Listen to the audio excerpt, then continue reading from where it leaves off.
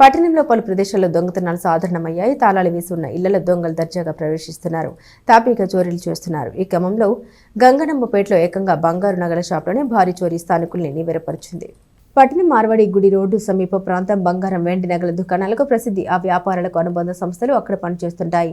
నిత్యం రద్దీగా ఉండే ఆ ప్రాంతం రాత్రి వేళల్లో నిర్మానుష్యంగా ఉంటుంది. భద్రత కోసం గూర్ఖాలు తిరుగుతూ ఉంటారు.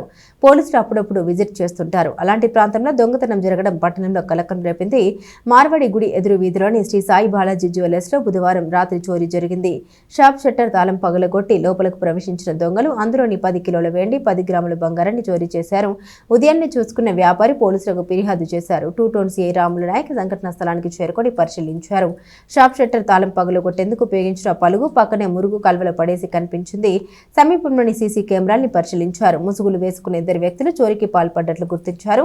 క్లూస్ టీం వచ్చి ఆధారాలు సేకరించింది. రాత్రి గస్తీ ఉండే ప్రాంతంలో దొంగతనం జరగడంపై పోలీసులు రకరకాల కోణంలో దర్యాప్తు ఆరంభించారు. రాత్రి సుమారు 1 గంట నుంచి 2 గంటల మధ్యలో 2 దొంగలు శ్రీ సాయి బాలాజీ జ్యువెలర్స్లో ఈ షట్టర్ లాక్ బ్రేక్ చేసి లోపలికి వచ్చి 10 కిలోల వెండి 10 గ్రాముల బంగారము దొంగతనం చేశారు. వీళ్ళు బైక్ ద్వారా మళ్ళీ ఇక్కడ నుంచి వెళ్ళిపోవడం జరిగింది.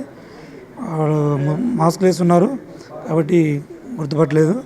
ఇంకా కొంచెం ముందు లీడ్ తీసుకొని గుర్తుపట్టి దొంగల్ని పట్టుకొని అరెస్ట్ చేస్తాం.